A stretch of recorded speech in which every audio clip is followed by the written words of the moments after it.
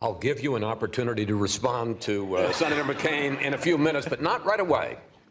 I do want to start, though, with that subject, Senator. And in your effort to defund or delay Obamacare, you helped drive the confrontation that led to the shutdown of the government for 2 weeks last month. Having said that, as you look at the rollout of Obamacare, the disastrous website, the millions, 5 million cancellations of people in the individual market, do you think to yourself, I told you so?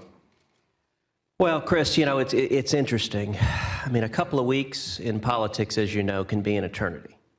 A few weeks ago, there were lots of people, particularly in Washington, that were saying, why are you guys fighting so hard on this? And with just the passage of a few weeks, people aren't asking that anymore. I don't get that question anymore. People all over are saying, okay, now I understand why y'all were fighting. And what I do think there was vindication for is the millions of Americans all across this country who back in September, back in October, were standing up saying, Obamacare isn't working, it's killing our jobs, and it's going to take away our health care. Now, we've seen that those millions of Americans were right, and I wish Congress had listened to them before over 5 million people had lost their health care. On the other hand, and this gets to John McCain's concern, people were hurt by the fact that the government was shut down. The GOP brand was very badly hurt, if you believe the polls. And there are a lot of your fellow Republicans who say, if you had just stood back, let the government continue going, let Obamacare roll out with all the problems, you thought it was going to be very troubled. It has been troubled. But if you just stood out of the way, that the president and Democrats would be in even worse trouble today than they already are. Well, part of that argument ignores who I think was responsible for the shutdown. I didn't want a shutdown. Throughout the whole thing, I said we shouldn't have a shutdown. Now, folks here can disagree, but repeatedly, I voted to keep the government open. And, you know, it is... But you know, and what they're laughing about is that obviously, yes, keep the government open, but only if Obamacare was defunded or only if Obamacare was delayed. Well, no, but okay. All right, let's take that latter, because it wasn't. If you look at what happened back and forth, the House of Representatives started off by voting to fund the federal government and to defund Obamacare. It went to the Senate. The Senate Democrats said, we will not compromise, we will not negotiate. They voted it down. The House then said, okay, let's compromise. Let's find a middle ground. Let's not defund it. The House voted again to fund the federal government, but this time simply to delay Obamacare for 1 year, as the president has already done for big business. But without relitigating all of that, the point is, would it have been better to just let it happen? No, it would have been better to stop the harms. The 5 million people who have lost their health insurance, it would have been better to stop it before it happened. And let me suggest something that shows, you know, John said a minute ago, there was no way we could have done anything to stop Obamacare. You know, it's interesting. In the last few weeks, over a dozen Democrats have publicly called for delaying Obamacare in significant respects. The House voted to do that. What I would suggest to all of our friends here in the media is anytime any of those dozen Democrats are here on this couch with you, you ought to ask, well, if you support delaying part of Obamacare, why did you vote to shut the government down? Because that's what the House did. And the reason was it was a simple partisan political decision by the White House. In the middle of the shutdown, I remember the president invited the Republican senators to the White House. We all sat there in a room, and he came out and said, I'm here to tell you I will not negotiate, I will not compromise on anything. That's not a reasonable position. That's why we had a shutdown, because the White House believed politically it benefited them to shut down the government. I think that's cynical. What I think we should have seen was some bipartisan cooperation to actually provide real relief to the millions of people who are hurting because of Obamacare. And we're seeing every day that very real suffering that this failed law is causing. So you heard John McCain just now, your Senate leader, Mitch McConnell, say, because you've got another deadline, January 15th, we're going to go through this all over again, the funding of the government or the shutdown of the government. Is another government shutdown on or off the table? You know, I think there's going to be plenty of time to focus on the particular tactics. What I think matters is that we provide real relief for the over 5 million people who have lost their health care, that we provide real relief for the millions of people who have lost their jobs, the single moms who are working 29 hours a week because of Obamacare. And throughout this whole thing, we should stop focusing on the Washington politics and start focusing on fixing the problem that Congress caused. I'm going to ask one more question about Washington politics, and that is, how much trouble do you think these red state Democrats who are seeking re-election in 2014 are in? Folks who, as you say, went solid with Harry Reid, went solid with the Senate Democrats, voted completely against any defunding or delay of Obamacare, and are now scrambling and trying to offer, if you'd like your health care plan, you can keep your health care plan, various things like that. Look, I think they're in a lot of trouble. One of the strong signals of that was earlier this week when Bill Clinton made pretty serious efforts to distance himself and to distance Hillary from President Obama and from Obamacare. I think that is a strong signal to Democrats. This thing isn't working, get away. And, there are consequences when politicians put in place laws that hurt millions of people. This is not abstract. This is not hypothetical. People in this town say, well, why do you keep fighting on this? Let it go. Look, I keep fighting on this because when I go home to Texas, I hear Texans who come up to me in tears saying, I've lost my health care. Moms who have kids with diabetes, with serious health issues, who get a letter in the mail saying, your health care has been canceled. Those are real people who are suffering because Obamacare isn't working. And I think it is our job to listen to their concerns and not dismiss it, as so many have in Washington. Just briefly, do you think that Bill Clinton's remarks about, even if they have to change the law, the president should honor his commitment, do you think that was an effort by the president to somehow distance Hillary from Obamacare 3 years in advance? It certainly raises that suggestion. And listen, Bill Clinton has extraordinary political instincts. And it's a little bit like the canary in the coal mine. I think there are a lot of Democrats who watched that said, okay, Bill Clinton's looking to get the heck away from this. Why exactly am I embracing this failed plan? And, there's another point here, Chris. In my view, based on where things are right now, I think stopping Obamacare is the essence of pragmatism. 3.5 years ago, it might perhaps have been possible for reasonable minds to disagree, for people to say, I believe Obamacare is going to work, and you could have an argument. I didn't believe that, but I could understand that reasonable disagreement.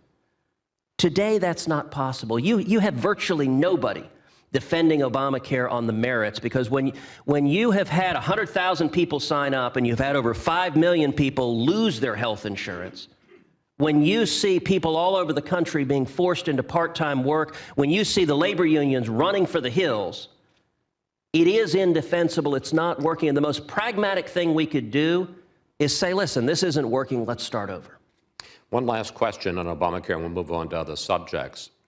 I think it's fair to say, in my 35 years here in Washington, that I have never seen a member of Congress so totally alienate his colleagues as you did last month. True. Well, I wasn't looking for applause here, but anyway. And as I said on the air the day that we had you on, I think it was just around the 1st of October, I literally had top Republicans, unsolicited, offering me research and questions to confront you because they were so upset with you. Simple question. Was it worth it? Absolutely. And it's interesting, the applause in this room. If a Republican in Washington attacks Republicans from the left, this room will stand up and cheer for them. That's a very popular thing in Washington. But if someone stands up and makes the point that I'll tell you people are feeling all over the country, which is that career politicians in both parties are focused on their own reelection instead of the real pain people are feeling in this country, that is not a message people want to hear in Washington. If you travel, in the 10 months I've been in office, I think we've done 86 events across the state of Texas. I try to spend a lot of time listening to Texans. What are they concerned about? Because I got a job, and it's to represent them, not to represent folks in Washington. The consistent answer all across Texas is their top priority is bringing back jobs and economic growth.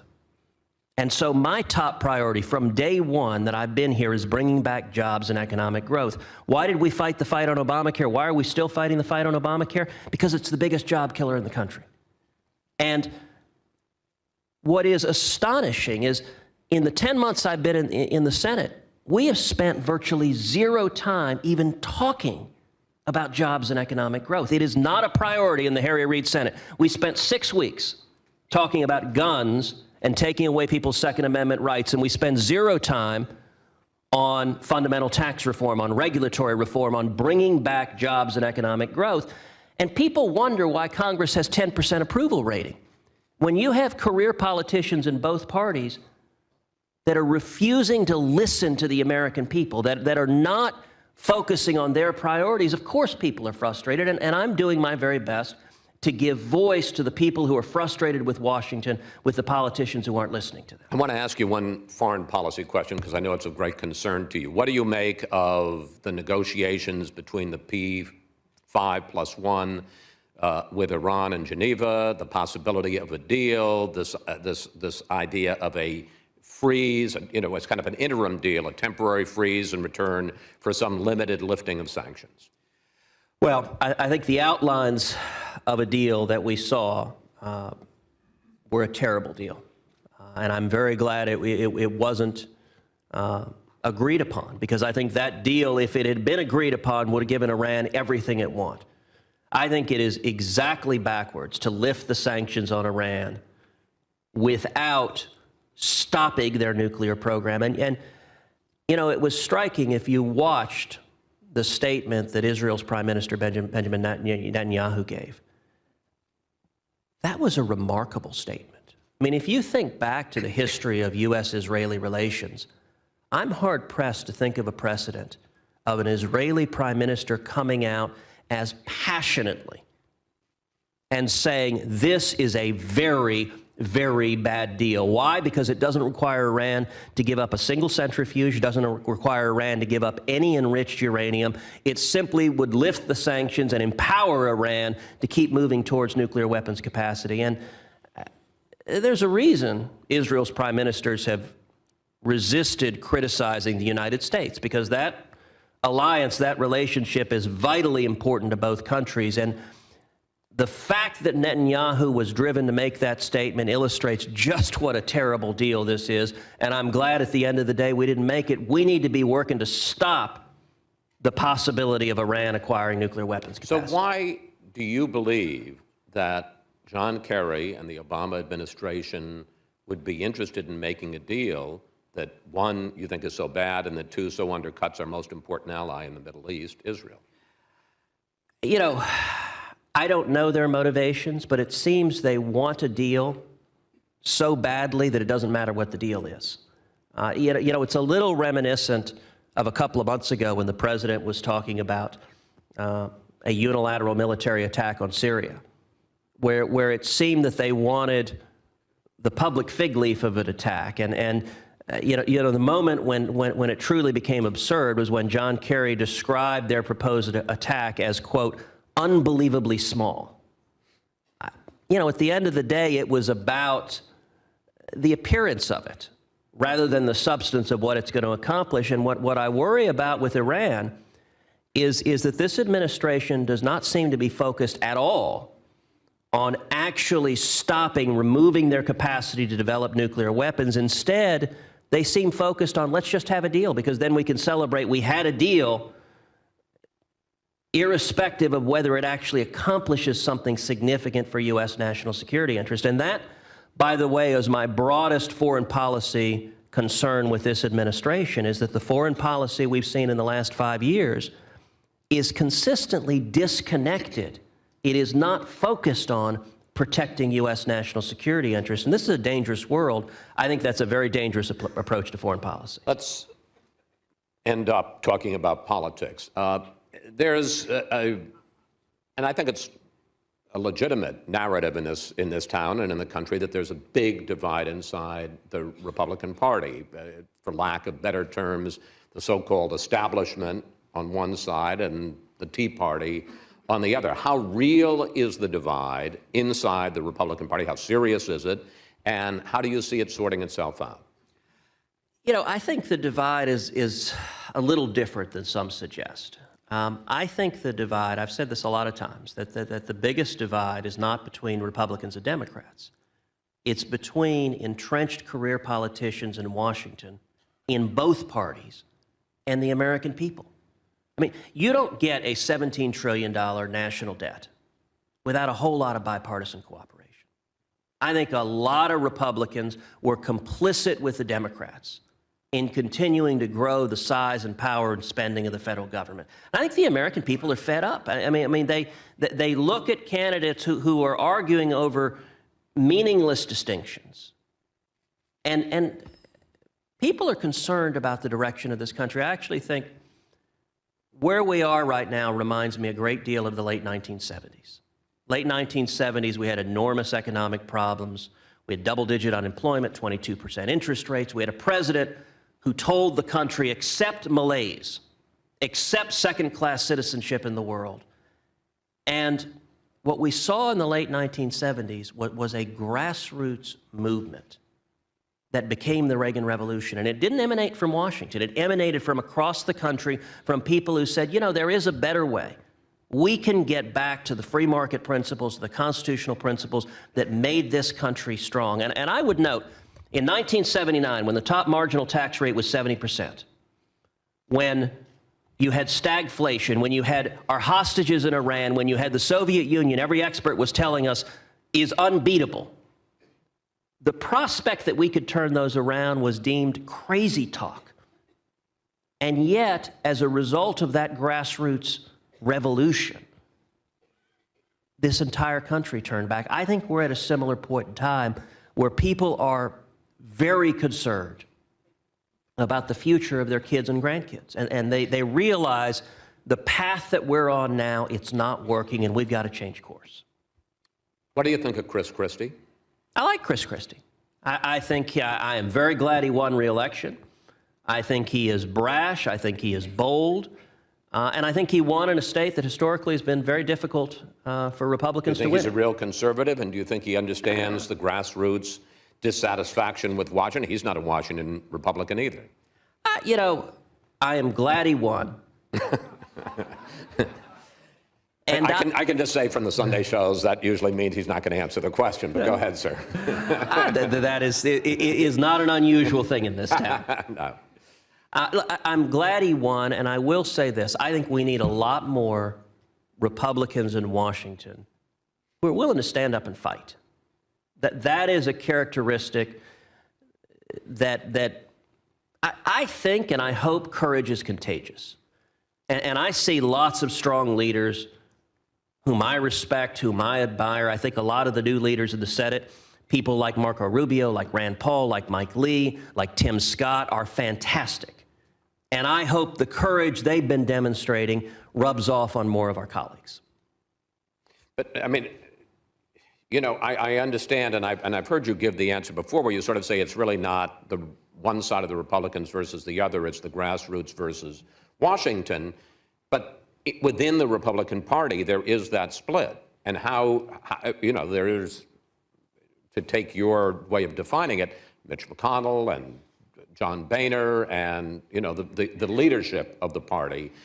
Some would say Chris Christie is part, even though he's not in Washington, of that establishment. How does the GOP settle this dispute inside itself? Look, I think the right thing for the GOP to do is to listen to the American people. I think in this fight over Obamacare, the House of Representatives has been doing that. And I have publicly and repeatedly praised John Boehner, praised House leadership. I think they listen to the American people. I think it's unfortunate that not every Senate Republican did the same. But my hope is that we'll see Republicans unite in actually listening to the people. And listen, Obamacare provides a perfect example. You're seeing lots of Democrats scrambling. And they're coming up with different proposals, and they're all named clever things. You know, if you like your plan, you can really, really, really keep it. Listen, I don't think people are interested in some cosmetic Band-Aid. Most of these plans they have a good title, But if they passed into law, they do next to nothing for the millions of people who have lost their health care. And the thing about Obamacare, the 5 million who have lost their health care right now is just the beginning of this. The next shoes that are going to be dropping, one of the next shoes that's going to be dropping is you're going to see more and more people realizing they can't keep their doctor. Texas Oncology, one of the very best cancer centers in Texas, has just announced it's not going to participate in Obamacare. I got to tell you, I've got people who are close friends who are cancer survivors who are discovering now they can't go to their cancer doctor because Obamacare has denied them their doctor. That's the next shoe that's going to fall. After that, you're going to see premiums. This spring, the 100,000 people who have signed up, it is a sign of how this system isn't working. But the consequence of that is this spring, when the next set of premiums comes out, we've seen sticker shock already as premiums have gone up, but the next wave of premiums is likely to go up dramatically. And then the shoe to drop that I think is most damaging potentially is the 90+ million people who have employer-provided health care. I cannot tell you how many HR directors at big companies have said they're just getting ready to dump all of their employees off of their health care and onto these exchanges. And the trade-off that Obamacare was all about, that the president was not honest with the American people about, is it was a trade-off. It was focused on providing insurance to part of the group of Americans that didn't have insurance, and that is a noble goal. But that trade-off to provide insurance for tens of millions of people, and CBO estimates that even fully implemented, there'll be 20 to 30 million Americans without insurance. But to provide insurance to those tens of millions of people, the trade-off Obamacare made is that they said, we're going to screw up the insurance of the remaining couple of 100 million people. I think that's a terrible trade-off. And, it's interesting. Back when we were debating Hillary Care, that was the trade-off then. And the reason Hillary Care got voted down is people said, listen, I don't want my insurance screwed up. I don't want to lose my insurance, my family's insurance. I want to still see my doctor.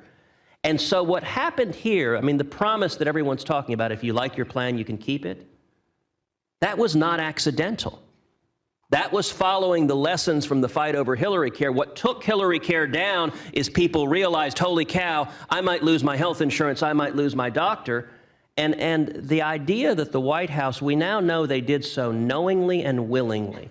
They simply told the American people it's not going to take away their health insurance when they knew that wasn't true. But Senator, let me just raise this one issue, since you brought back up Obamacare. According to the CBO, Obamacare, and you certainly, and nobody here I think would disagree that it's turning out to have a much worse or at least more frightening impact on people who like their current insurance policies than we thought it would. On the other hand, it does, according to the CBO, it is going to extend insurance to 30 million people who are currently uninsured. There'll be another 15, 20 million who won't, but 30 million is not nothing, even in Washington. So the question becomes, according to the latest CBO estimate I saw, and it was from several years ago, the latest Republican comprehensive plan would only extend insurance to 3 million uninsured people. How, I'll take your point that there's a lot of eggs being smashed to make the omelet of Obamacare, but how do you help the 30 million or 40 or 50 million people who are now currently uninsured? Look, if the goal is to address those 30 million, to be honest, it would have been simpler just to send them a check rather than messing up the health care of the remaining 200 million plus Americans. And part of the problem is Obamacare operates from a false premise. If you want to expand access, the way to do so is to increase choice and to drive down cost. The biggest barrier to access is cost. Insurance is too expensive. And a huge driver in cost are all of the mandated coverage. What Obamacare did is it went in the opposite direction. It said, let's add a whole bunch more mandates, which had the inevitable effect of driving up cost. If you mandate, I've used an analogy, let's cars. Suppose the federal government mandated the only car that can be sold in America is a Ferrari. Now, if you were lucky enough to have that, that'd be pretty cool. You'd have a Ferrari, it'd be, a great car. The problem is most Americans couldn't afford to buy a car because it would drive off the market options they could choose. That's a little bit of the philosophy of Obamacare. Let's mandate every coverage imaginable, and everyone's got to buy it. So if you're a young, healthy person, you need to buy coverage for a hip replacement. Now, that doesn't make a whole lot of sense, and what it does is it drives up costs. If you want to expand coverage, and I very much want to expand coverage, we need to go the opposite direction. We need to expand choices in a way that will drive down cost and use the marketplace and competition to do so. So in the coming weeks, I'm going to be rolling out a plan to do exactly that, to repeal Obamacare because it isn't working, but at the same time to allow people to purchase health insurance across state lines, to create a national marketplace so that the competition drives down cost so people can afford health insurance. We got about 2.5 minutes left. How are you going to decide whether to run for president? You know, I understand a lot of people are focused on politics and potential future races. I am very much keeping my focus on the U.S. Senate. And the reason is the Senate is where these issues are being fought. But sir, without being, at the risk of being a smart aleck, for somebody who's focused on the Senate, you're spending a lot of time in Iowa. Well, I'll tell you, I went on a lovely pheasant hunt in Iowa. Well, I understand that. It's a nice state. I got a great steakhouse for you in Des Moines. Yes, but to be honest, I'm spending a lot of time all over the country. And the reason is, since I've been elected, we've done 86 events in Texas. I think we've been to 14 or 15 states all over the country. And the reason is, one of the things that has confused some observers, I'm not devoting my time and energy to trying to make the case in smoke-filled rooms in Washington. I think Washington's broken. I think many of the elected officials in Washington are not listening to the problems the American people are experiencing. So what I'm devoting my time and energy to is going to the American people, trying to mobilize and energize the American people. So I've traveled all over the country. Any place there can be a substantial number of people that I can go and make the case that what we're doing, we're facing fiscal and economic challenges that are threatening this country. We've got to change course, and only the American people can do that. I'll tell you what I've told people all over the country, including in Iowa. I've said, listen, I can't win these fights. Mike Lee can't win these fights. There is no elected politician in Washington who can win these fights. The only people who can win these fights are the American people. And I think we are seeing that happening at incredible numbers. And so I intend to continue traveling the country because I think the key to turning the country around is mobilizing and energizing the grassroots. But last question. We got a half a minute left.